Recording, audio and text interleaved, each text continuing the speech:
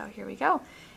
So the first question that we had was, in your bio that you gave the Chicano Studies permit earlier, it said that you grew up on the north side of Minneapolis. And we were kind of wondering what the neighborhood dynamic was like and if you grew up in a neighborhood with other Spanish speakers.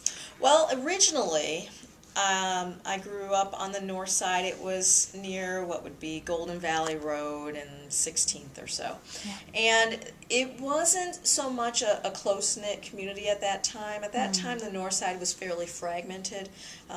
You had the flight of a lot of the Jewish Americans who were leaving north side. You had the influx of now more African American families moving into the north side because there were openings and vacancies and such. Yeah. That's when I was very young. Then my parents were students at the University of Minnesota, and I happened to live in Riverside, the square, the multicolored apartment building, Cedar Square West. Yep. And at that time, there was a community of young students, more of the Chicanos, that were studying on campus. Some were in medical school, some were in undergrad, some of them were contemplating becoming lawyers later. And so we had a small community of Spanish-speaking or bilingual-speaking people, because we all lived in the same apartment complex. Awesome. And those people were my parents' contemporaries. They were all students, so they did activities on campus, and it just continued on when they came home to live in the apartments. After that, my family grew a little bit bigger. We couldn't fit in that apartment anymore, and my parents were able to buy a house on the north side near what would be near Theodore Worth, kind of, so off of Glenwood and Penn. Yep. At that time, you still had the mixed communities. You had families, you had singles, you had elderly, kind of the original homeowners. And so it was a mixed community, not necessarily a homogeneous community with Spanish speaking at that time. But the concentrated effect had to do more so, I think, with Cedar Square, Riverside. That was clearly a very movement-oriented community, because you have these young people who are in college. They had young kids, but that didn't stop them. Wow. And they were trying to establish what they envisioned their world being, and that was one that was equal. That was one that benefited from I guess it would be multicultural representation. And so that was kind of exciting. So you had the carryover from classes where students, my parents were students, and they were studying and participating in Chicano Studies and learning more about who they were. We had Puerto Ricans who were in, Chicano Studies at that time, and these New Euricans are talking about who they are, self-determination, and we would have readings, and we would, as a child I wasn't necessarily reading, but I was watching all of this, and we would have plays and all these fun things, and it was seamless. The worlds weren't separate. I think sometimes now in society we have people, I go to school, I come home, my home life's different. At that time there wasn't that distinction. School, campus, home life, it was all kind of one and the same, because the focus was very much so to be self-determined. How can you separate the two if you really want to live what you believe in? Right. So it was consistent throughout. So that's cool. Who my parents were on campus were the same people that they were at home, same people they were with their friends. Wow. Yeah. That's definitely different than what we feel campuses today. People go home and they spend their lives partying instead of actually working to further the things that they just class is something that you just do because you have to, not because you want to be there. And part of it, I think that what's lost, but I think was strongly encouraged when I was younger, was that there is a level of integrity. You are who you are regardless of where you're at. Exactly. And I think now we no longer encourage that as much. And it's a hard process, because that means you have to be consistent throughout. And I think it's easier for us as human beings to be one person here, to be one person there. Compartmentalize. And compartmentalize. And at that time, it was encouraged, who you are is not what you do. And what you do is not who you are. You are yourself, and you do many things. And you should be consistent throughout. And that's what called me to, that's what I knew. And so when I decided to attend the University of Minnesota, I went to what I knew as being home, and that was Chicano Studies. Because the very department, what it stands for, is to be self-defined, self-determined. And that's not to be conceited or focused only on oneself, but to understand and appreciate both the strengths and manage some of the weaknesses, and to go forward to better the world. So that's why I decided to do Chicano Studies. Wow. That answered so many of our questions in one. That was fabulous. No, that's exactly what we wanted. No, we love that. I mean, that's how it should be. It shouldn't be a yes or no and that kind of thing. So, and I know that obviously your father is, even on the About page on the Chicano Studies webpage, your father is mentioned as being one of the the main founders of the department and someone who really pushed the university to develop the program. But you said that your mother was also really involved too. How did she play into all that? Well, I think my mom, at the time, my parents were very young. They were a young married couple. My mom was a support person.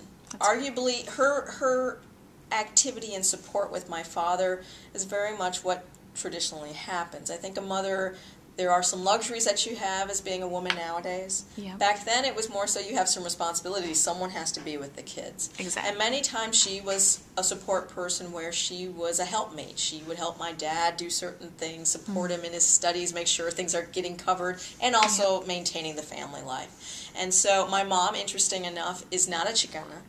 Wow. She is African American and also has native blood, etc. She doesn't identify herself necessarily as Chicana. Phenotypically, she doesn't even look Chicana. She has an afro. I mean, so but it tells you that Chicano Studies is not one that is saying we are only for ourselves.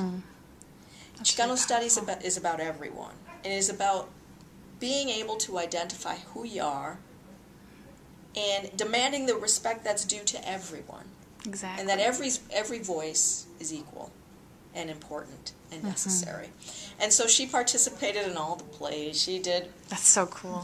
So there was really I did not see this compartmentalized world. I did not see which box are you, check one. In fact, what I saw Chicano Studies and how I was raised given my multi-ethnic background is that I was cosmica. I was cosmic. I am cosmic. I have all the cosmopolitan. I am cosmopolitan. I have all the bloods of the worlds. That's so cool. And because of that, I should feel comfortable wherever I go. Now, we understand emotionally we don't always feel comfortable. We kind of feel like out of place many places. But I should feel comfortable enough to say what I believe. And people should listen. They might disagree. But I should not be afraid to voice my position.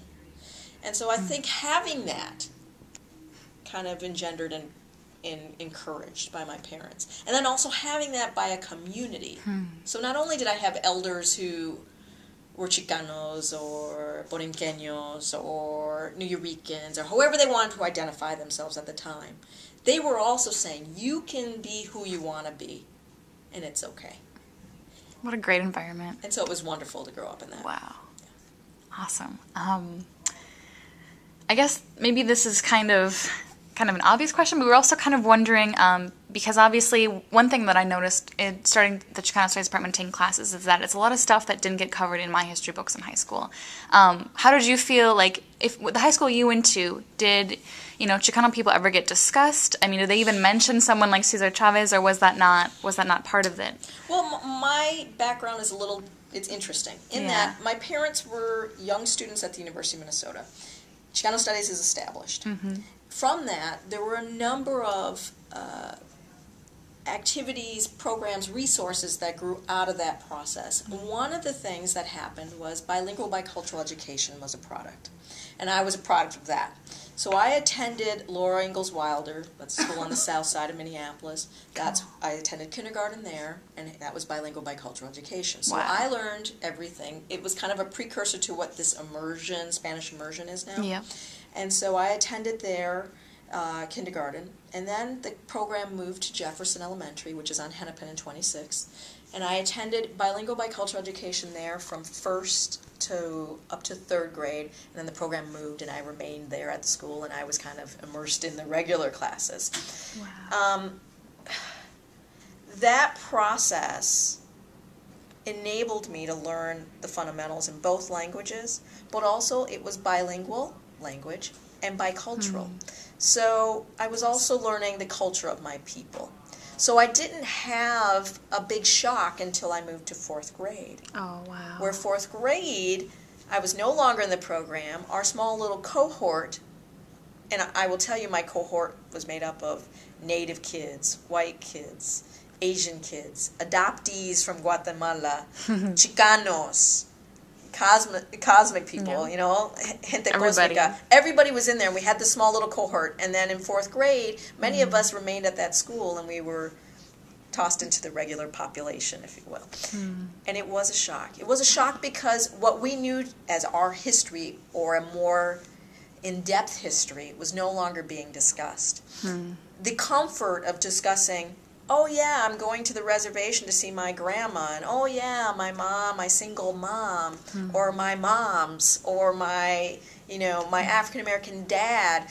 We would talk about that comfortably as kids in the classroom. The teacher would encourage those discussions. It would be fine. Wow. And when we were in the general classes, no one talked about anything. And it seemed like we were entering into this already homogeneous world. And we were now the specks of color, the diversity. And it was really challenging then. As time went on, I think education started changing in Minneapolis. We became more open to learning about different cultures, and also it was open to the student leading the discussion. So there were occasions where I felt like I had my knapsack, my backpack with my books in it, and I also had the briefcase because I was going to teach today about, now we're going to talk about, you know, the farm workers. Something that no one talks about. It's not in our books. Exactly. But the teachers were open to it, so it happened. And because of the encouragement and the support I had at home, I felt comfortable doing that. I will tell you, it got to be a drag sometimes too, because it is a challenge where you start going through those junior high, high school ages, and not only are you dealing with your own self-concepts and what's going on being a young woman, but now you're talking about, now I have to educate you on my history. Why isn't it in the books? Why should that be my responsibility as a student to tell you? But it happens. Yeah. And it's happening still today. I'm hoping that we're getting better at, you know, diversifying and looking at what our curriculum is teaching and what we're really addressing and what we're kind of skipping over and why are we doing so, and offering a lot of electives. But it did become more challenging. And I will tell you that 4th grade year was a tough year for many of us, not just me, but many people, because we were used to being so comfortable in sharing who we were and learning about other people. And some of that, because of the absence in the curriculum, it seemed to shock us that it wasn't important. And we were thinking, wait, we are important. This is important. Why isn't it here? And so there were a lot of questions at that time. How radically different between the two. Wow. Oh, let's see. What else should we ask you? I'm trying to figure out what you've covered and what you haven't in our questions. Well, you can just ask them out, right? And I'll try to answer it as well. So you talked about growing up around campus, and you kind of talked briefly about how they would do a lot of stuff outside of classes. Like you said, maybe they would put on plays and stuff. Could you elaborate on what kind of stuff they did that wasn't necessarily just going to class?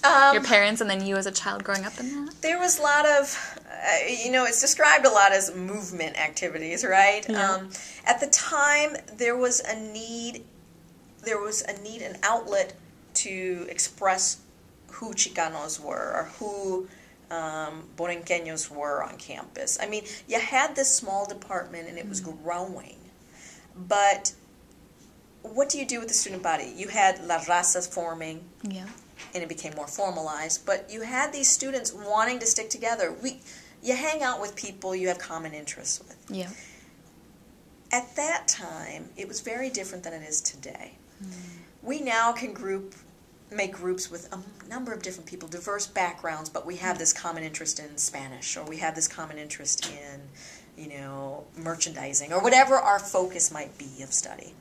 Back then, there was also a need, I don't want to trivialize it, but there was a need also for survival. There was survival in numbers. If we stuck together, we had our support system, we had our upward, our downward, and our peer mentors all within a group.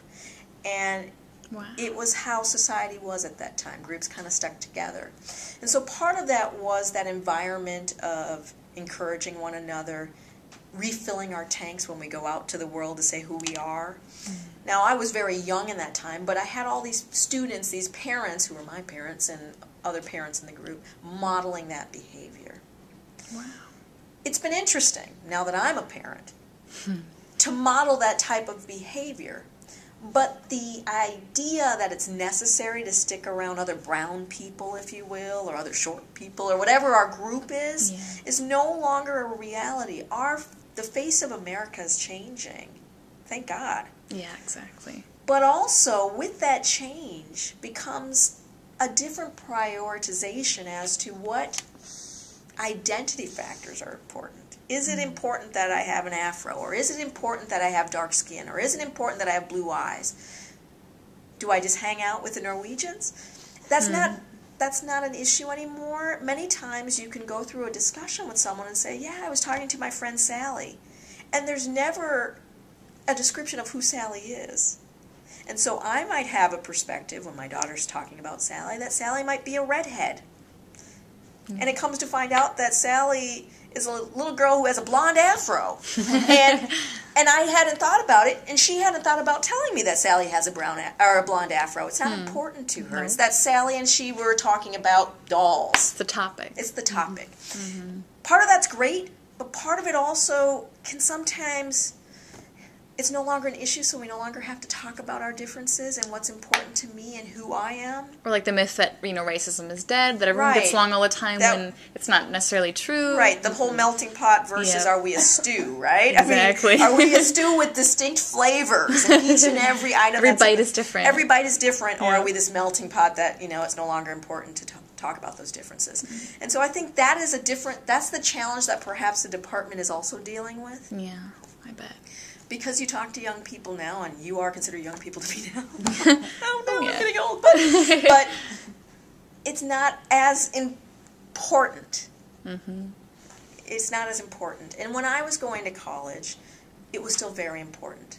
It was still us discussing in La Chicana how a classmate of mine felt discriminated because someone made fun of the boots she was wearing. And us having to, and I love this woman. She's a lawyer now. We still see each other. I've helped her sister out who teaches high school. I mean, no hard feelings. But we were having these discussions, and I'm saying, you can take your ugly boots off. And they don't know you have ugly boots. I can't take this off. That's a good and to point. have those discussions, because that wasn't home to her yet. She now fully understands. We had long discussions. She gets it now. But she's a Chicano Studies major. I mean, here this woman is blonde, blue-eyed, and she's a major. That's something that says this department it includes everyone. It's open to everyone, and it can benefit everyone. You don't always have to walk in my shoes to benefit from Chicano Studies. There you go. I think that's, we had a guest speaker from a university in Arizona come in and talk to our class, and that was a really interesting perspective because ethnic studies is under even more of an attack. Well, anybody of color is really under attack in Arizona right now. Right. The whole immigration scare and treating people like they're less than human, and we were talking about how ethnic studies is under attack, especially by old white men, because they think that can possibly apply to them. And so that's interesting that you brought that up, because that is so true. It can apply to everybody, and you have to realize the differences there. And I remember talking to, I had a Chicano Studies class with Eden Torres once, and she's so amazing. And we had, an older white gentleman in the class who's like, well, my parents are Finnish. They were just, my grandparents were discriminated against. It's like, yeah, but it's not the same. Because you walk down the street, and you're just white. No one can tell if you're Finnish or German or Irish. Right. Whereas, when you have colored skin, that's an identity you can't take off. So people mask that, and they say, oh, everyone's been discriminated against. They try to whitewash the problem, and so I'm really glad that you brought that up. And it's interesting. It's a hard concept to convey and to fully understand, because the reality is, as Americans, we are fairly conceited. We go to other countries that don't speak English, and we demand that they speak English to us. Yeah. Why learn the language? They'll know ours. We don't have to do what they're doing, and we might be in a different country altogether, but you can tell when you travel abroad. You can always tell, and you're like, oh, I hope they don't come and talk by me. Please don't talk to me. I know I'm an American, but please don't talk to me either, because you're horrible. You are not doing I don't want to be associated. Right. And it is very funny, but you can cly tell. Yeah. And that's sad. Because we need to change our global perspective. We need to see ourselves in terms of the world, not that the We need world to has be be critical like of us. ourselves, too. Right. Definitely. I had fun teaching my parents basic Spanish phrases when they came to visit me in Spain. And they really tried hard to use them. Like, they knew that the people in the restaurants would speak English, but... Right. You have to make an effort. Yeah. And, of course, when I was with them, they just made me say everything. Right. Right. But also the other thing you were talking about with the diversity, I was thinking about our class. We have 10 people in our class. We have Eric, who's Mexican. We have Charlene, who's Chicana. And we have one Nigerian student and one Brazilian student. And the other 6 of us are all white. And I really like that you can see there's diversity and you can see there's plenty of white people. And we're all white and horrified at how Chicanos are treated and horrified at how this is happening. So I really like that dynamic. That, you know, it isn't just... Because people have this image, they hear Chicano Studies and think a whole bunch of colored people. And it's not. I mean, hello, I'm like the palest person I know. Yeah, it's really good that people don't feel like that they have to only study what their official identity, what they would put on some sort of official document would be, which is really great about the U. And it's just as empowering that you could study yourself as well. Exactly. Because, That's important. how sad is it? I think it's so unfortunate that, you know, you have a gentleman who might have parents who are Finnish. And we've lost all of that. He can perhaps do some independent study, but not enough to be challenged to pull out all the nuances and the differing, you know, opinions within the Finnish community. That's something you can do in Chicano Studies. Yeah. I mean, we had a class full of Chicanos. We had very diverse classes as well. But you could have these differing, you know, opinions. You could have Eden Torres and I did not agree. We had disagreements about certain readings on the book. We would read, you know, Gloria Anzaldua's book, and we disagree about the perspective. It doesn't mean that she's right or I'm wrong. No. But you can have disagree, discussions. and it's okay. And you know what? We're both Chicanas. So it's and you can both be right. Yeah. And it's okay, but it appears that we want to pigeonhole and say everybody thinks the exact same way. Exactly. Yeah, and nobody does. And, you know, you get that diversity of opinions even within the instructors in Chicano Studies. Definitely. I mean, and that's That's the benefit. reality. This is what a liberal arts education is all about, because it's supposed to prepare you for the world. Yeah.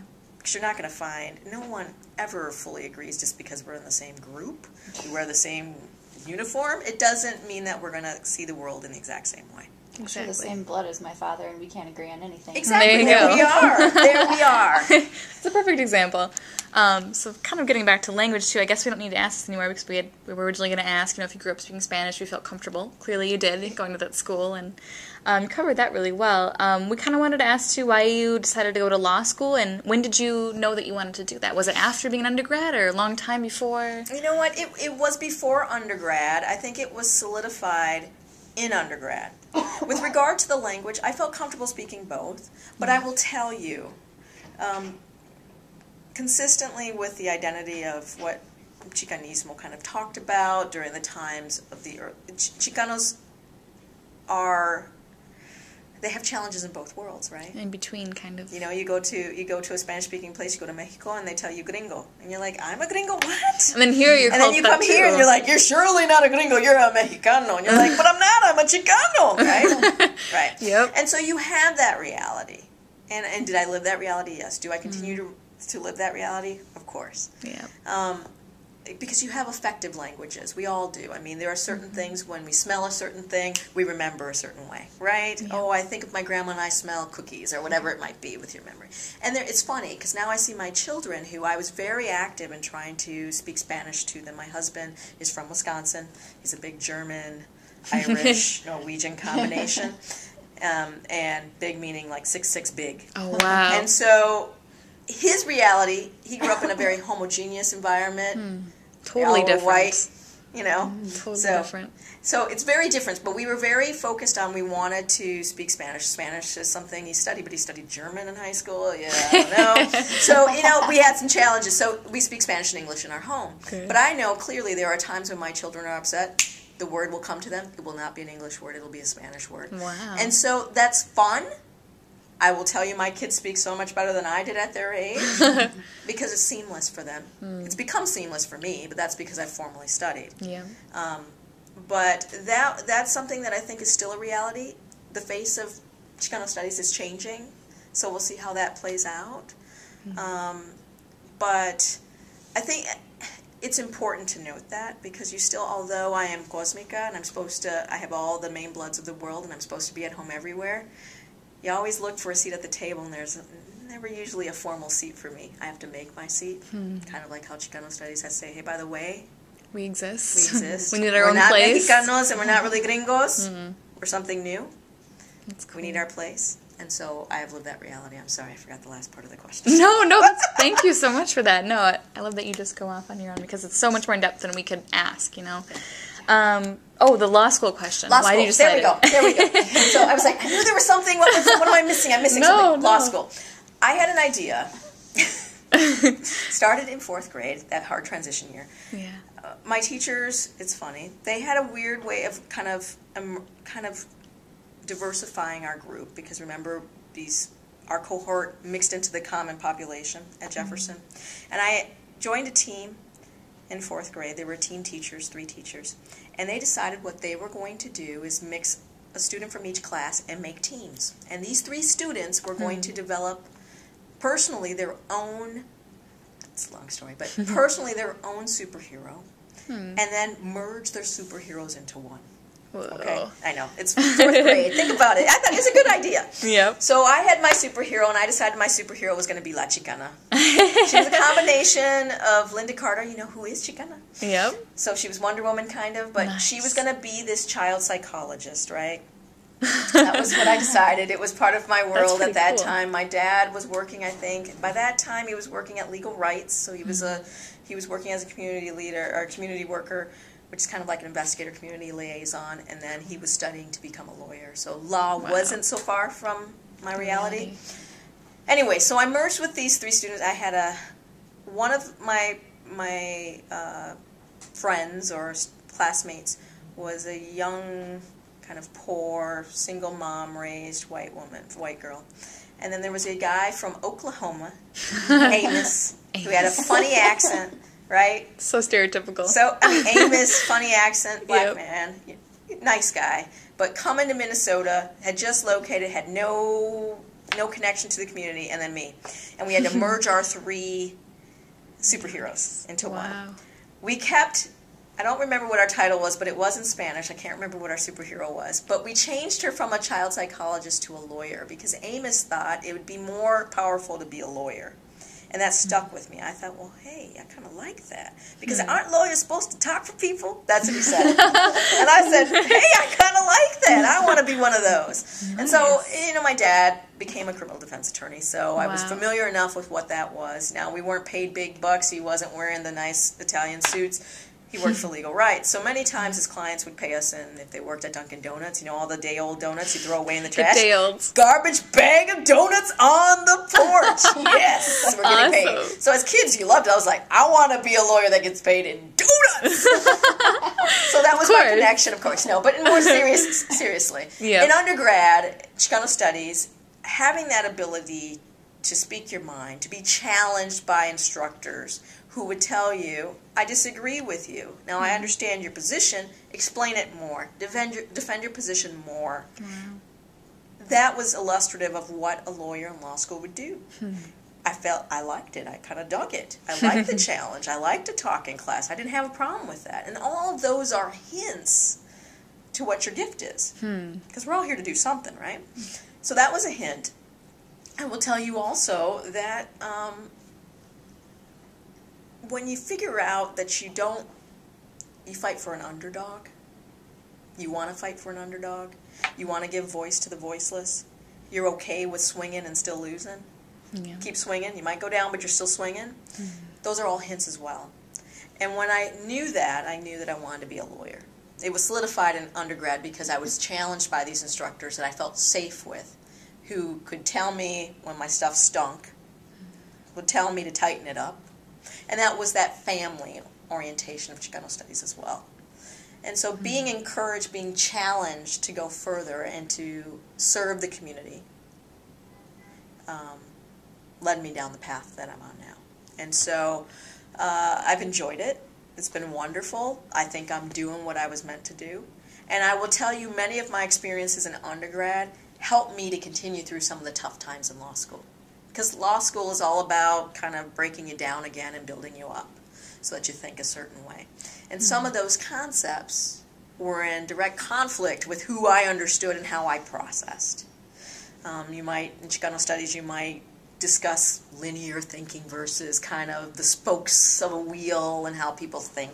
Yeah. And so when you go into law school, it's very linear. That's difficult.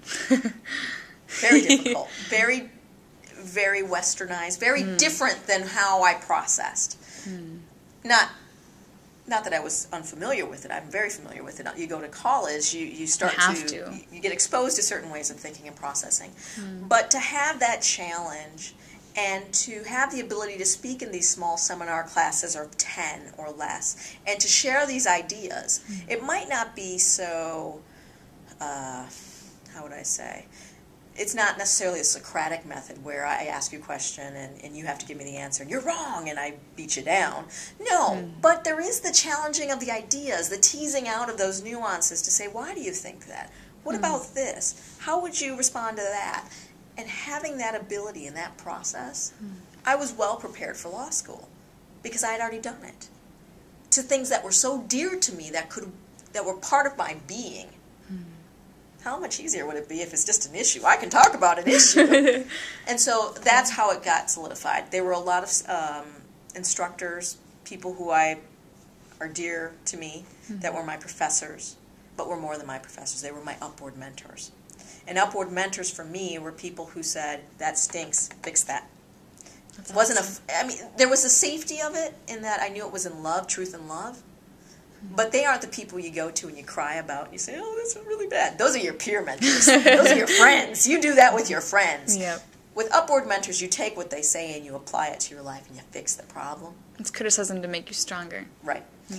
And then they also encourage me to have the downward mentor. So that means that I have to mentor someone else. Whatever you learn, you got to be able to then translate. And so that was a process of being that has continued on in my life. And I think when you do that, you're successful.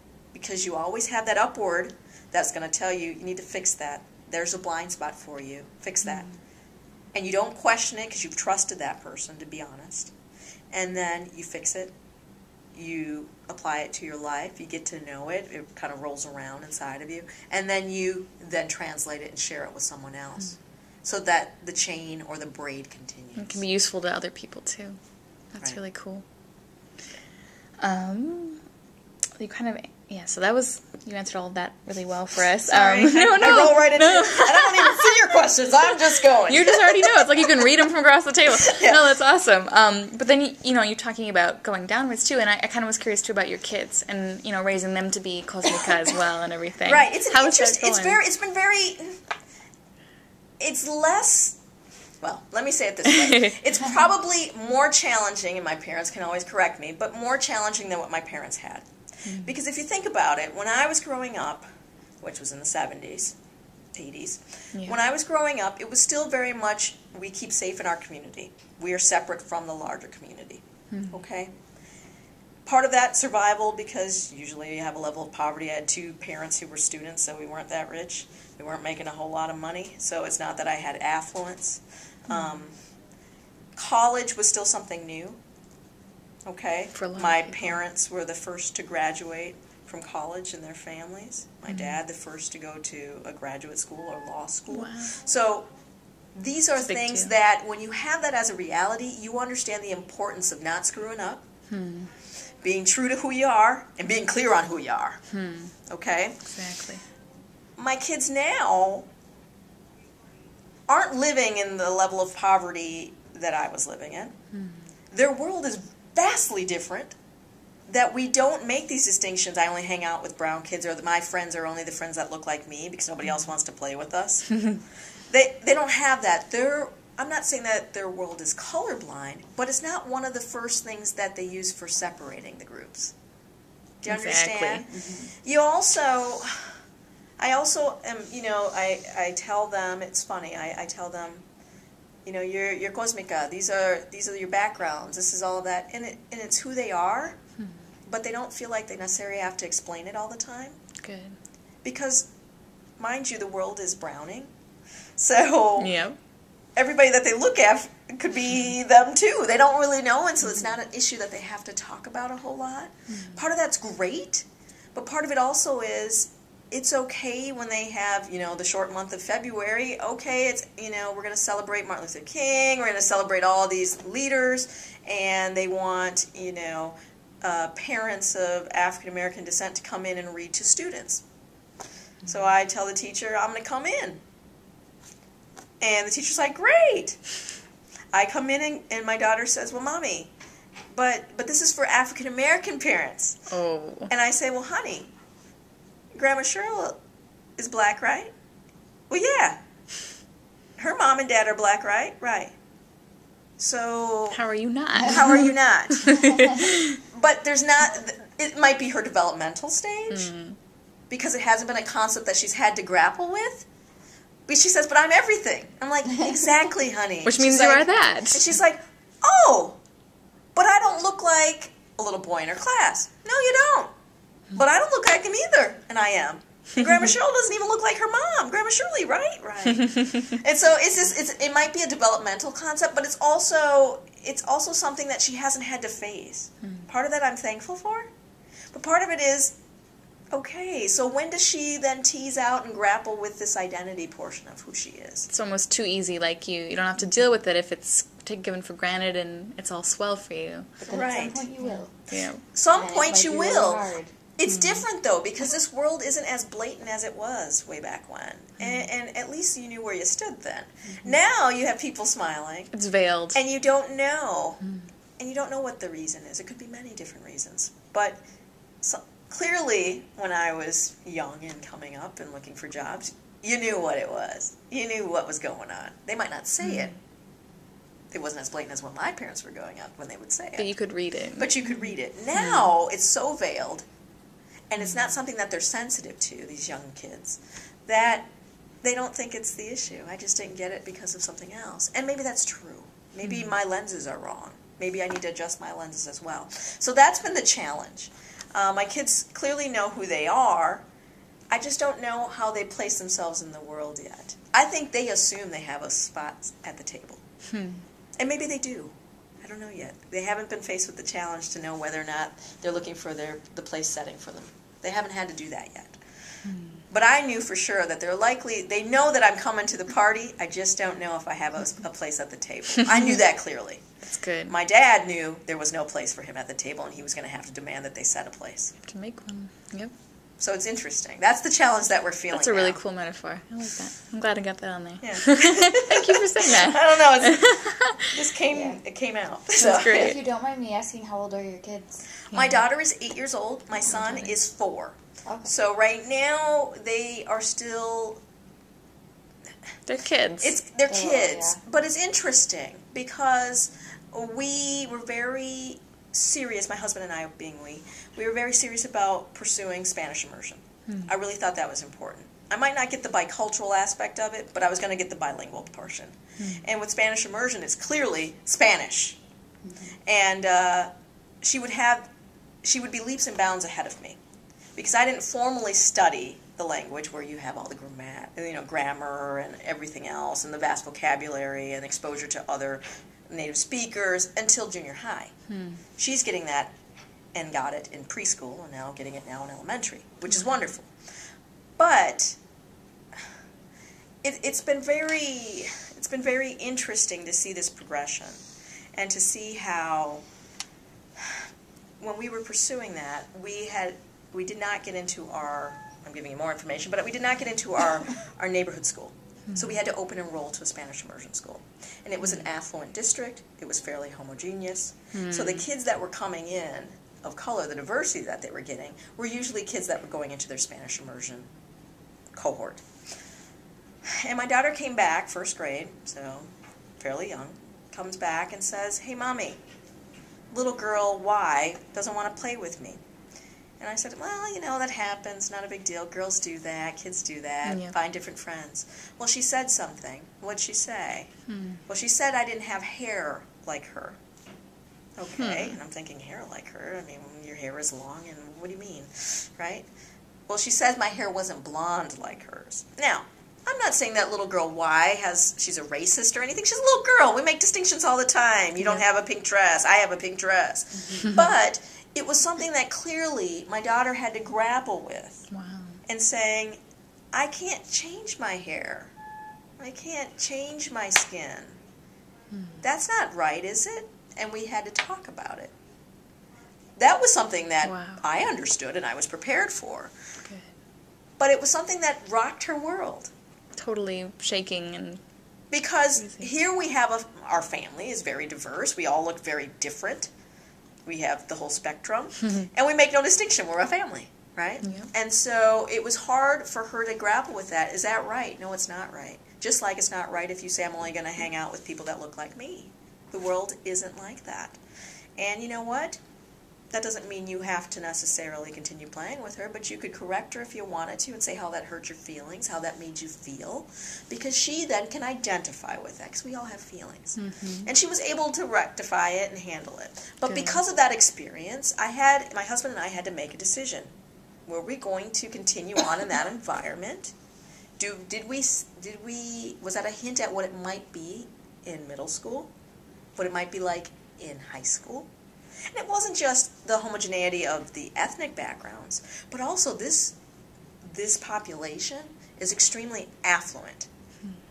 So you got kids that don't put their stuff away because if they lose it, they'll just buy a new one. That's not the world either. And so my husband and I are very focused on preparing our kids for life, right? Our job is you're with us for a little while. We got to prepare you for life. You're not going to live with us forever, right? My job's to train you. And so it was a door open. We were able to get into our neighborhood school, which is Spanish immersion. That seems to represent the world as we know it. And it's been seamless for my daughter. No problems changing school at second grade, which could be fairly really radical for kids. And she's fine.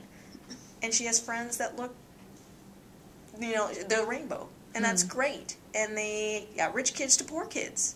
Awesome. People with 2 moms, 2 dads, people who have 1 mom, raised by grandma. And that's okay. That's what our world is. And so it was an interesting experience. And so it's fun to see that process for my kids. Awesome. Yeah. Oh, wow. It's got to be extra rough, too, because little girls are just cruel. They can be. They can What's be really going on with catty. that? Oh, trust me, Oh, yeah, we still deal with that. Every day. I'm just thinking that, so I don't know why, because, well, we're going off on a tangent, but I think women, it's like this, there's this pocket of time that there's this catty stage. But, man, put us all together, we're a force to be reckoned with. I mean, come on. And we understand, I think, how diverse we are as women. So it's been interesting to see this process. I think we're done with our part of the questions that we came up with. We've got some that Lisa wanted us to ask for the department, and I'm actually seeing a little battery light, so if we don't get through it, no big deal, because a lot of the official ones you actually answered within questions. Okay, so, great. I mean, I'm not really worried about it, but let's see, which of these ones do you think we should go through that we haven't really covered yet? We do think that this one is important because we haven't actually touched this, but this is going to sound official. It totally doesn't sound like us, but it's definitely important. How important is it for the University of Minnesota / College of Liberal Arts to keep Chicano Studies as its own department, and why? Very important, right? Yeah. I think that the University of Minnesota benefits by maintaining this program. Why? Because I do think it equips their students for the world. You have benefited by being challenged with new and diverse ideas in a way that's been less heavy-handed. In many cases, when you're sitting in college, you learn this is biology, this is what it means, this is what you do, here's the right answer on the test. It's passive. It's very passive learning. In Chicano Studies, it's a very active environment. It is one that requires you to think, rethink, apply, reapply, and adjust your perspective in order to deal with the world. And your classmates, more specifically, your instructor, the information you're reading or learning. And it requires you to take it in and apply it to your life existence. And I think a university, more specifically a liberal arts college, needs to keep that perspective. I know that's not where the big money is. But if the job of the university is to equip the students for life to be contributing citizens of this world, then you have to have these types of studies. Not only for the students who are like me, cósmicos, but for you, for everyone, because we are going to interact out there in the world, off the campus. And so I know it's costly, and I know it's not generating as much money as perhaps a university, if we're thinking business, requires. But this type of department, and the departments that deal with cultural studies, or women's studies, or American studies, or American Indian studies, or whatever they're focusing on real life experiences that have shaped the world we're living in and will continue to shape that world. And the only way that we can be competitive as a nation is to be empowered with a global perspective. And the only way we can do that is by knowing who we are as a nation, so that we are able to then interact with the world and explain who we are and what those commonalities are, so we can have alliances, or what those differences are, so that we know exactly where our convictions are and what our preferences are. And through Chicano Studies, students start to learn, what are the things I'm going to stand for? My convictions, the things I'm not going to bend on. So true. And what are the things that I have preferences? Okay, not a big deal. An inconvenience maybe if I don't get it. You don't learn that necessarily in the passive classes. You learn that through the process of interacting and taking in information that challenges the way you see the world. That's why we need this program. That's why it should continue. That's why it should continue to be funded. Wow. Thank you. Okay, I think I speak for both of us. We completely agree. Yeah, totally. But it's all about money. No, it was just... we know it's business. We know it's business. We know the school is a public school, but it's really essentially a business. So. Right. I mean... It's really disappointing. It is disappointing, but, I mean, it's the way the world is functioning. I think we're missing the mark, though. That was really put more perfectly than I ever could, though, so that was wonderful. I think they're going to love that, too. They are. Oh, yeah. Of course. Let's see. What do you see as a vision for Latinos and Latinas in the U.S.? That's kind of a very general question. It is. But a good one. Well, I think a vision is kind of multifaceted. It has multi-levels. I think Latinos, Latinas, Chicanos, Chicanas, cósmicas, cósmicos, Irish. I mean, the vision is the same. I think we have to be true to who we are. I think we have to be bold enough to state our position, being able to identify what we truly believe in, what's important to us as a people, as a person in a given situation, being willing to hear different perspectives, but also being willing to say, I still disagree. And being bold enough to say it. It's hard. It's hard. Because you can get busy with life. And busyness is not always productive. Exactly. What's productive is when you're able to say, this has to happen because. And it's a hard position to take. And I think for Latinos, Latinas, and for anybody, we have to be willing to speak for who we are, even when we might be penalized for it.